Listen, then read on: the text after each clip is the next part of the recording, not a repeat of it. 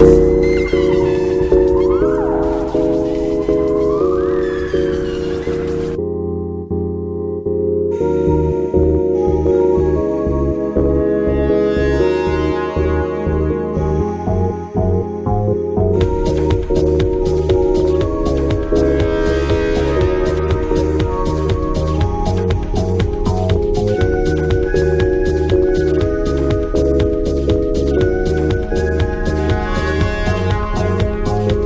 plateformes élévatrices mobiles de personnel, en abrégé PEMP, sont utilisées dans de nombreux secteurs d'activité, industrie, commerce, bâtiment.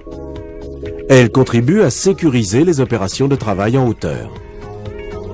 Les PEMP fonctionnent avec une énergie, soit thermique, soit électrique. Le plus souvent, les PEMP électriques sont préférés pour un usage à l'intérieur des bâtiments.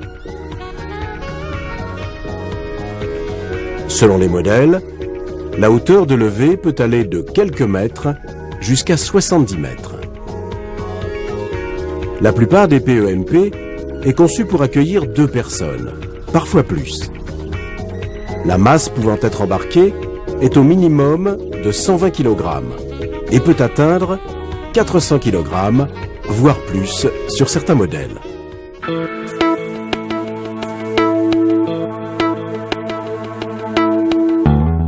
Il existe de nombreux types de PEMP adaptés à la diversité des opérations à réaliser et aux conditions d'intervention.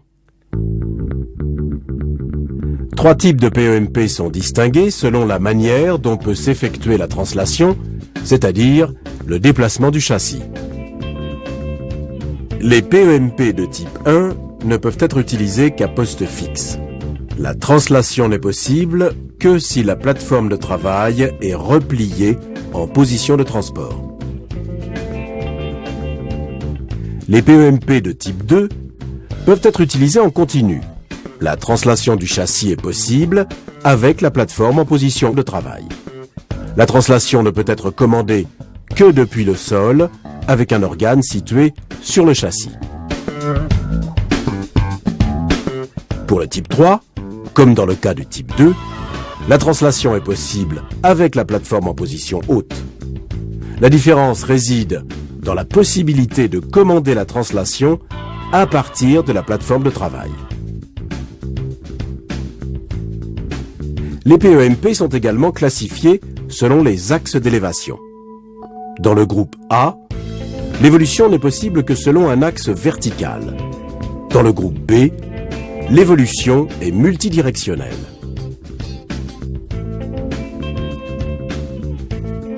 En résumé, les 3 types et les 2 groupes constituent 6 catégories différentes de PEMP.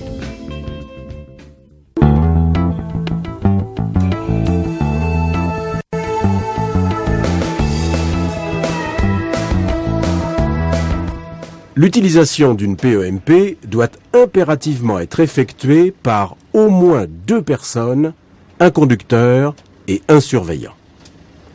La première personne est embarquée dans la nacelle et la manœuvre. La deuxième personne reste au sol.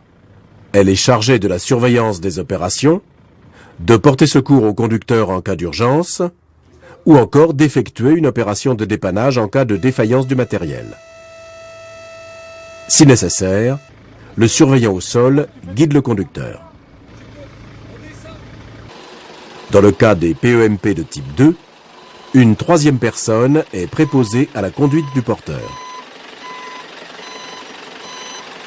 La conduite et la surveillance d'une PEMP ne peuvent être confiées qu'à des personnes âgées d'au moins 18 ans. Elles doivent avoir suivi une formation théorique et pratique pour acquérir les connaissances et le savoir-faire nécessaires à la conduite en sécurité. La durée et le contenu de la formation doivent être adaptés au type de PEMP concerné. Cette formation peut être dispensée au sein de l'établissement ou assurée par un organisme de formation spécialisé. Elle doit être complétée et actualisée chaque fois que cela est nécessaire. Avant de mettre une PEMP à la disposition d'un salarié, l'employeur doit évaluer dans quelle mesure le salarié dispose de l'aptitude et de la capacité à conduire l'engin sur lequel il doit pratiquer. Cette évaluation porte sur 3 points. Un examen d'aptitude médicale particulier est réalisé par la médecine du travail. Des examens complémentaires peuvent éventuellement être prescrits par le médecin. Le salarié doit disposer des connaissances et du savoir-faire théorique et pratique qui sont nécessaires pour la conduite en toute sécurité de la PEMP. Enfin, il doit connaître les lieux et les instructions à respecter sur le ou les sites d'utilisation. Si les résultats de l'évaluation sont satisfaisants pour chacun des 3 points, alors l'employeur peut délivrer une autorisation de conduite au salarié. L'autorisation de conduite n'est valable que dans l'entreprise qui l'a délivrée. Si nécessaire, l'autorisation de conduite peut être limitée à certains lieux ou secteurs de l'entreprise.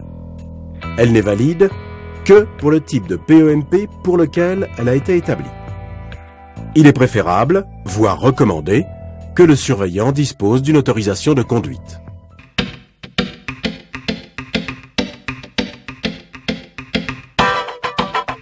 Une PEMP se compose des éléments suivants. Un châssis,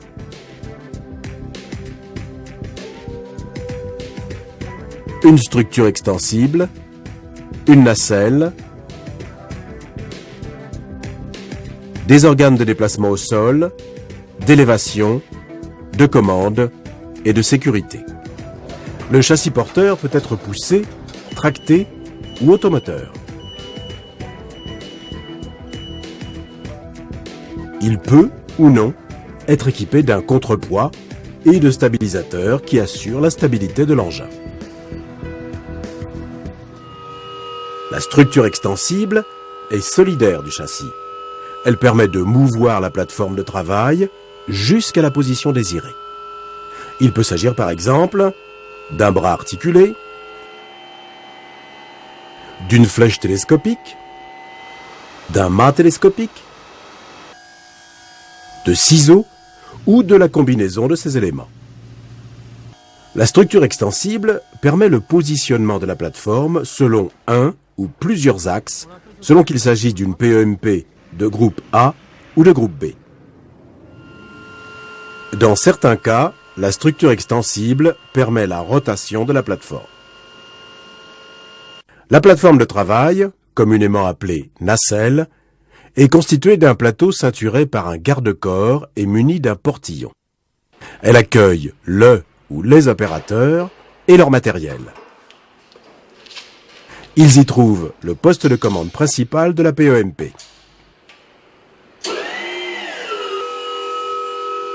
Les organes de déplacement au sol comprennent un moteur électrique ou thermique, associé à une transmission électrique, mécanique ou hydrostatique,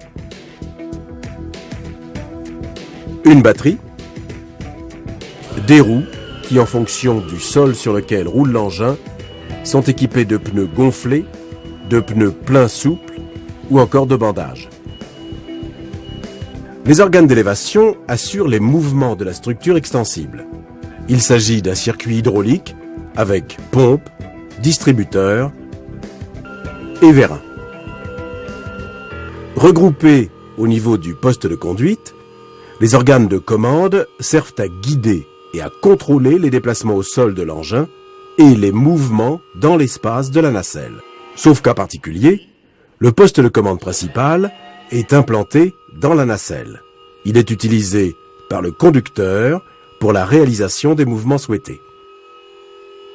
Le poste de commande de sauvetage est accessible au sol. Il est utilisé par le surveillant pour ramener la nacelle au niveau du sol en cas de défaillance du conducteur embarqué ou de défaut du poste de commande principal.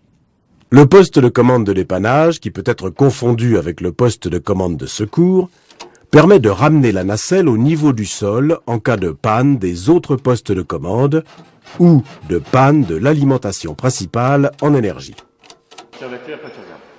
Les organes de sécurité comprennent un dispositif d'arrêt général et un coupe-batterie ou dispositif équivalent permettant d'isoler l'engin de sa source d'énergie. Le garde-corps, qui ceinture la plateforme de travail, et le portillon protègent l'opérateur des chutes de hauteur. Fixée au plancher de la plateforme, la pédale homme-mort désactive les commandes si elle est relâchée. Au niveau du châssis, des protecteurs empêchent l'accès aux organes mobiles. L'avertisseur sonore signale la présence de la PEMP aux tierces personnes. Il peut être complété par des feux ou un gyrophare. D'autres organes de sécurité équipent certaines nacelles, comme par exemple l'asservissement entre la position des stabilisateurs et les manœuvres de la plateforme. Citons également les limiteurs de vitesse, de sollicitation, de portée et de dévers, dont l'utilité sera examinée par la suite. Les différents organes qui composent une PEMP lui permettent d'effectuer différents types de mouvements, comme par exemple le levage en montée et en descente,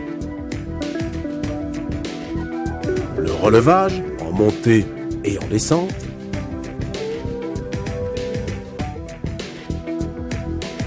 le télescopage en sortie et en rentrée, l'orientation vers la gauche et vers la droite, la translation en avant et en arrière, la rotation vers la gauche et vers la droite, l'inclinaison en avant et en arrière.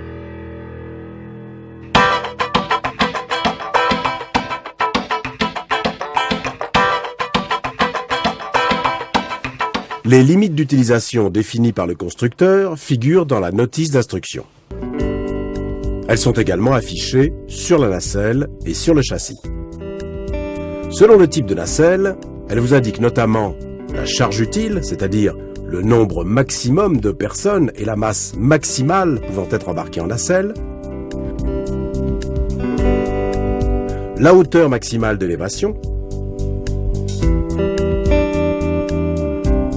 la portée, c'est-à-dire la distance horizontale maximale entre le châssis et la nacelle. En associant hauteur et portée, on définit le volume d'évolution de la nacelle. Les limites d'utilisation indiquent également le dévers admissible, la vitesse maximale du vent, la vitesse maximale de déplacement au sol, les efforts horizontaux permis depuis la nacelle. Les limites d'utilisation doivent être respectées en toutes circonstances. La surface d'appui d'une PEMP est délimitée par les 4 pneumatiques. Si elle dispose de stabilisateurs, cette surface est agrandie en conséquence. La projection verticale du centre de gravité doit toujours se trouver à l'intérieur de la surface d'appui. Prenons 2 exemples. Si la charge embarquée en nacelle est supérieure à la limite fixée par le constructeur, la projection du centre de gravité de la PEMP sort de la surface d'appui. Le renversement survient. Plus le sol est incliné, plus la projection du centre de gravité tend à se déplacer vers l'extérieur de la surface d'appui. Si la pente devient supérieure à la valeur limite fixée par le constructeur, l'engin se renverse. Pour prévenir les risques de basculement, la plupart des PEMP sont pourvus d'un limiteur de sollicitation. Cet organe de sécurité rend impossible l'élévation avec une masse embarquée supérieure à la masse maximale prévue par le constructeur. Il bloque également l'extension et la translation au-delà d'une certaine limite. Le limiteur de dévers empêche l'élévation si le dévers est supérieur à la valeur maximale fixée par le constructeur.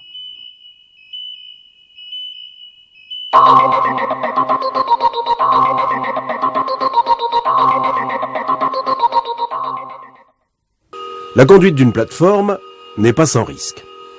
Examinons ensemble les situations dangereuses qui peuvent être à l'origine d'accidents. Certaines plateformes ne sont pas équipées d'un limiteur de sollicitation qui empêche tout mouvement aggravant lorsque la charge maximale est atteinte. Imaginons que vous dépassez la charge maximale admissible en nacelle fixée par le constructeur. En cours de manœuvre de la nacelle, la projection du centre de gravité peut sortir de la surface d'appui. La plateforme se renverse. La surcharge peut survenir de manière inopinée. C'est le cas d'une intervention sur un équipement dont un élément de forte masse tombe dans la nacelle. La surcharge peut également provoquer l'effondrement de la structure. Plus le sol est incliné, plus la projection du centre de gravité tend à se situer vers l'extérieur de la surface d'appui. Au-delà d'une certaine pente, la plateforme se renverse. La stabilité de la plateforme dépend aussi de l'état du sol de la zone de manœuvre. S'il repose sur un sol meuble, les pneumatiques ou les stabilisateurs de la plateforme peuvent s'enfoncer et provoquer le renversement de la plateforme.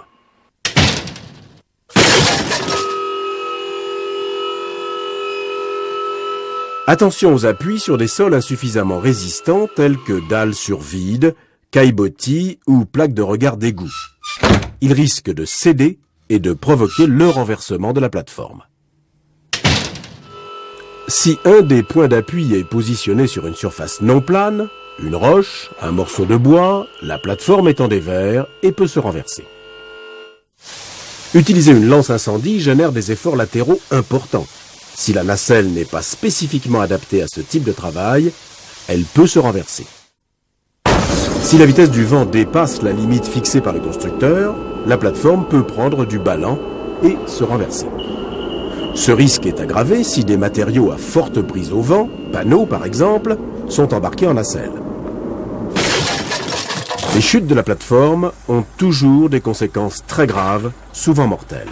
Si vous accédez à la nacelle en utilisant les ciseaux, le bras ou une échelle, vous risquez de chuter. Il en est de même si vous utilisez un tabouret, un escabeau ou des planches pour accéder à une plus grande hauteur. Ou encore si vous grimpez sur le garde-corps de la plateforme. Les conséquences d'une chute sont aggravées si vous ne portez pas de harnais ou si la longe n'est pas reliée à un point d'ancrage de la nacelle. Il n'est pas habituel de se mouvoir dans un espace à 3 dimensions. Des risques existent, comme par exemple un écrasement contre une charpente ou un mur, un cisaillement lors d'un déplacement sous un balcon, une passerelle, une charpente ou un pont roulant. S'il n'a pas été vérifié en préalable que la zone d'intervention est compatible avec l'encombrement de l'engin en position repos et travail, des heurts peuvent survenir en cours de manœuvre.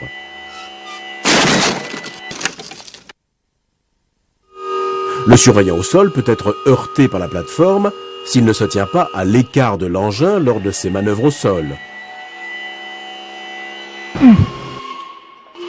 Ou encore lors de la descente de la plateforme.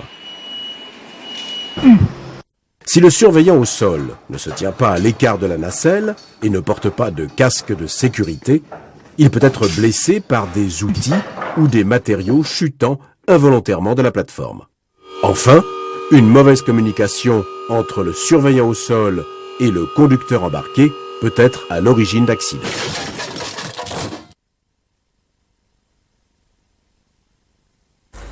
Les opérations de soudure ou les travaux qui nécessitent l'emploi de produits inflammables exposent l'opérateur en nacelle à des risques d'incendie. En cas de départ de feu, l'opérateur peut être gravement brûlé s'il ne dispose pas d'un extincteur en nacelle. L'utilisation d'une plateforme à moteur thermique dans un local clos mal ventilé expose le conducteur à un risque d'intoxication par les gaz d'échappement. En cas d'intervention sur une voie de circulation, un balisage inadapté ou absent expose à des risques d'accident avec des véhicules ou des engins. De mauvaises conditions de visibilité augmentent considérablement les risques d'accident. C'est le cas en extérieur au moment du crépuscule, par temps de brouillard, ou si l'atmosphère est fortement enfumée. C'est également le cas lors d'une intervention dans un bâtiment mal éclairé.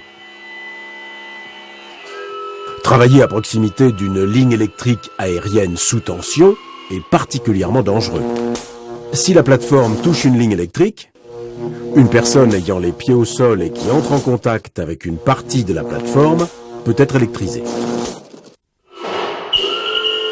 Il en est de même si la plateforme s'approche à moins de 3 mètres de conducteurs dont la tension est inférieure à 50 000 volts ou à moins de 5 mètres si la tension est supérieure à 50 000 volts.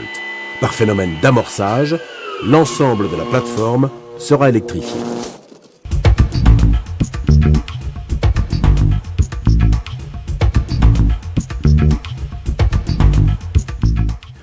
Ce panorama des risques d'accident vous a convaincu de la nécessité d'adopter un comportement rigoureux en toutes circonstances. La moindre négligence peut avoir des conséquences graves pour vous, vos collègues de travail et pour le matériel. Comment agir au quotidien pour conduire votre PEMP en toute sécurité? Avant de prendre votre poste, vous devez vous munir des équipements de protection individuelle qui sont nécessaires au travail à réaliser et que votre employeur vous a fournis. Vêtements de travail et chaussures de sécurité. Si vous êtes le conducteur de la plateforme et si cette dernière dispose d'anneaux d'ancrage, vous devez vous équiper d'un harnais de sécurité et d'une longe. Que vous soyez conducteur embarqué ou surveillant au sol, vous devez porter un casque de sécurité. Le port des gants peut s'avérer nécessaire pour certaines opérations. Vous devez toujours vérifier le bon état et la propreté des équipements de protection individuelle avant chaque usage et les utiliser conformément aux notices d'instruction. Vous consultez le registre d'observation pour vérifier si les anomalies éventuelles ont été levées et vous récupérez la clé de contact.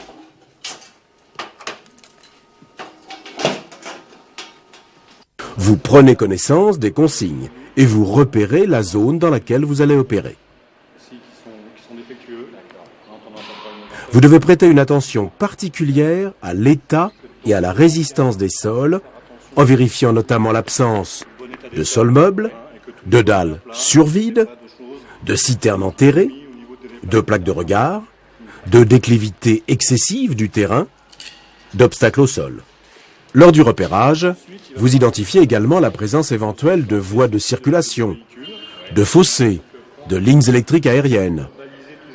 Vous devez aussi évaluer dans quelle mesure il y a adéquation entre le travail à effectuer d'une part et les capacités de votre engin d'autre part.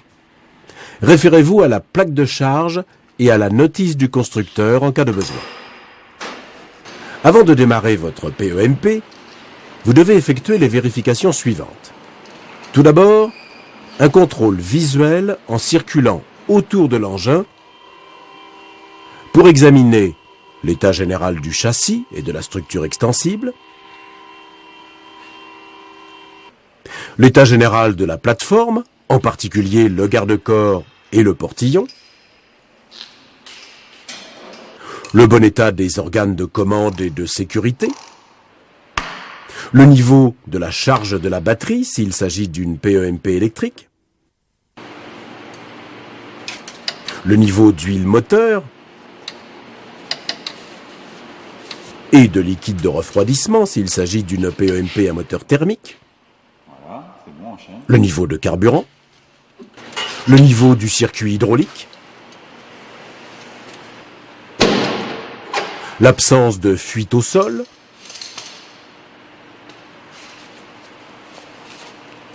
l'état des pneumatiques ou des bandages, la présence et le serrage des écrous, l'état des flexibles hydrauliques, des câbles électriques et leur branchement,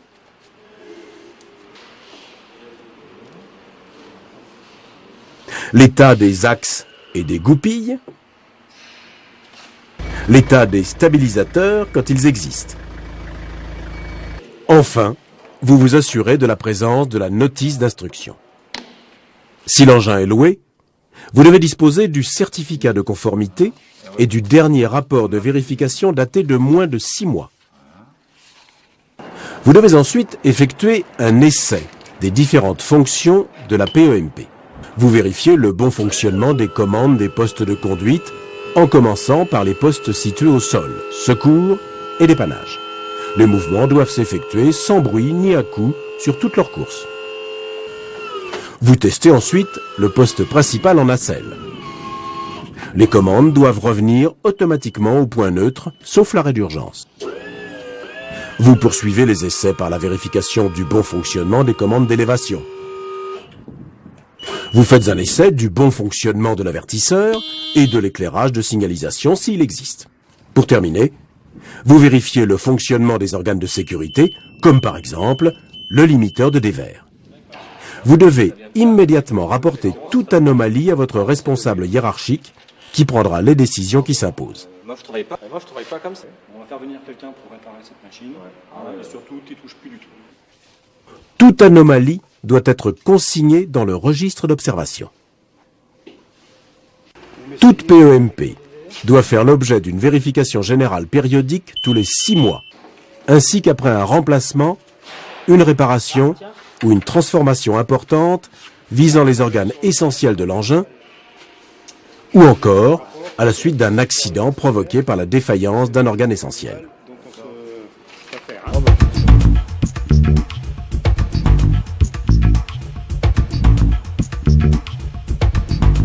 Vous avez vérifié votre PEMP. Vous pouvez commencer votre travail en vous attachant à respecter les règles de la conduite en sécurité. Vous devez baliser toute l'aire de travail de la plateforme pour éviter que des tierces personnes puissent être blessées par l'engin ou par une chute d'objets et pour éviter que la PEMP soit heurtée par un engin ou un véhicule circulant à proximité.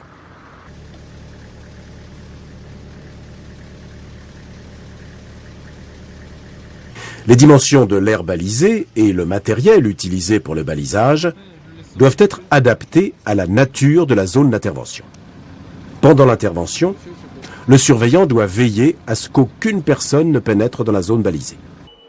Lors des déplacements au sol, vous devez respecter les règles de circulation et maintenir une distance de sécurité suffisante avec les piétons, les véhicules ou les engins. Adaptez votre vitesse à la zone traversée. Ralentissez au franchissement des portes, aux intersections, en bout d'allée, prenez les virages à vitesse réduite. Signalez votre présence en utilisant l'avertisseur sonore. Soyez toujours vigilant lors de vos déplacements pour éviter tout contact, heurts ou frottement entre votre engin et les installations. Assurez-vous que vous disposez d'une hauteur libre suffisante avant de vous engager sous une passerelle, un balcon ou un élément de charpente. Les manœuvres d'approche permettent de positionner la PEMP au plus près de la zone d'intervention.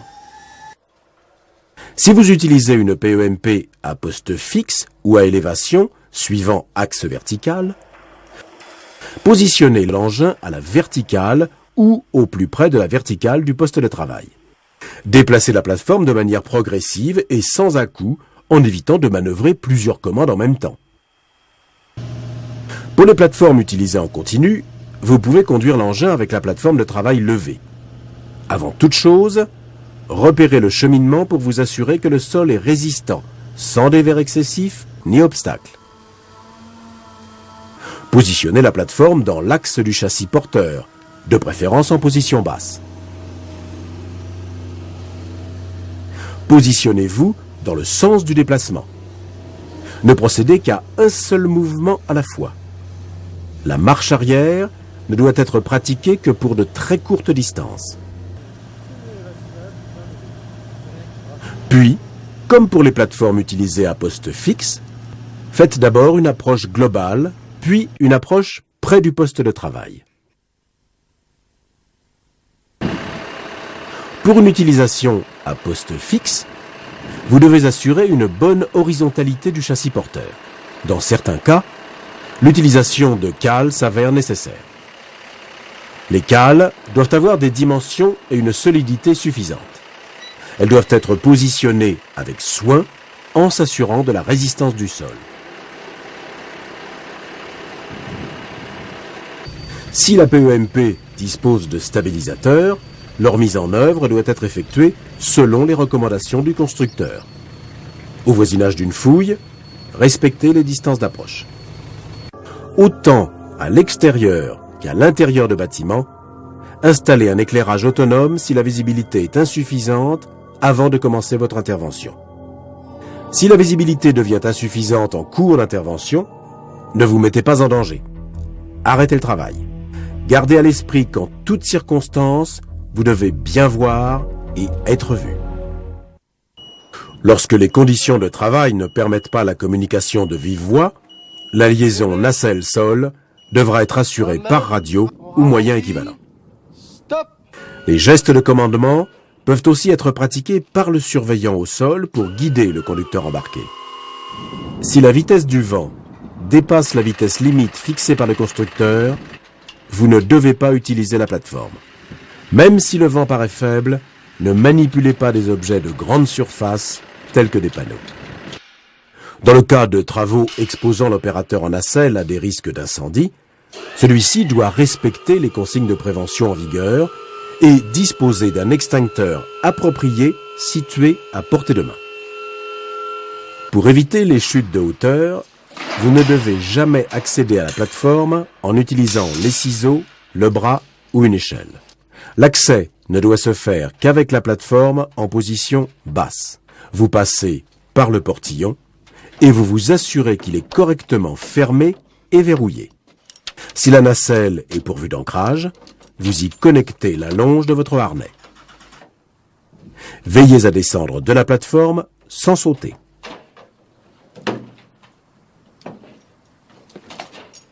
Veillez à maintenir la propreté de la plateforme et à ne pas l'encombrer d'objets inutiles qui risquent de vous gêner ou de bloquer l'accès aux commandes. Les chutes de hauteur ont toujours des conséquences très graves, parfois mortelles. Si la plateforme est munie d'ancrage, vous connectez la longe de votre harnais de sécurité à l'un d'entre eux dès que vous accédez à la nacelle. Vos pieds doivent rester en permanence au contact du plancher de la nacelle. Vous ne devez jamais grimper sur le garde-corps de la plateforme. Vous ne devez jamais utiliser un tabouret, une échelle, un escabeau, des planches pour atteindre des hauteurs supérieures. De même, ne vous penchez pas hors de la plateforme.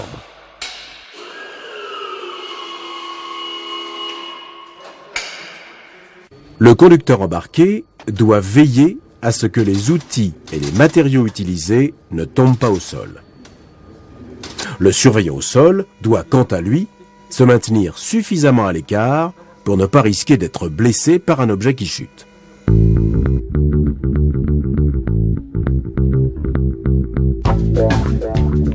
En cas de défaillance du conducteur embarqué, le surveillant au sol doit être capable de réaliser rapidement la manœuvre de sauvetage pour ramener la plateforme au sol.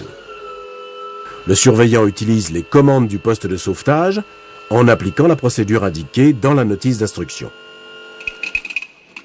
Christian, ça marche pas, je suis en panne. En cas de défaillance du matériel, le surveillant au sol réalise la manœuvre de dépannage. Pour ce faire, il utilise les commandes du poste de dépannage conformément à la notice d'instruction.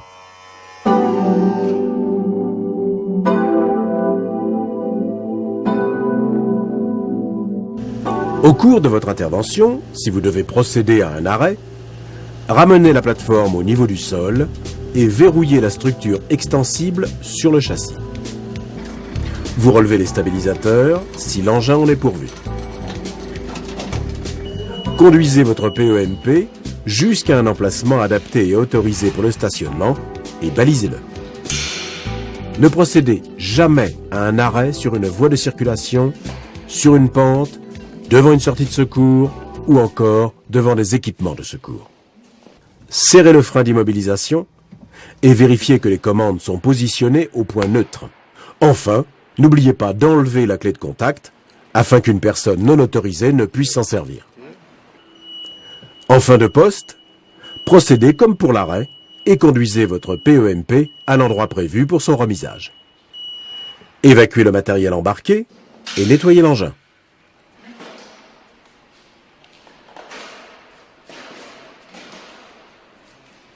S'il s'agit d'une PEMP électrique, vérifiez une fois par semaine le niveau de l'électrolyte dans la batterie et complétez-le en cas de besoin. Attention aux brûlures par l'acide. Munissez-vous des équipements de protection individuelle adaptés. Gants, lunettes, tabliers. Mettez les batteries en charge si nécessaire et selon la notice d'instruction. Respectez rigoureusement l'interdiction de fumer. S'il s'agit d'une PEMP thermique, faites le plein de carburant si nécessaire. Arrêtez le moteur avant de faire le plein. Pendant le remplissage, ne fumez pas et n'utilisez pas votre téléphone portable. Pour terminer, signalez à votre responsable hiérarchique toutes les anomalies rencontrées pendant votre travail et concernant non seulement votre engin, mais aussi les installations. Consignez-les dans le registre d'observation.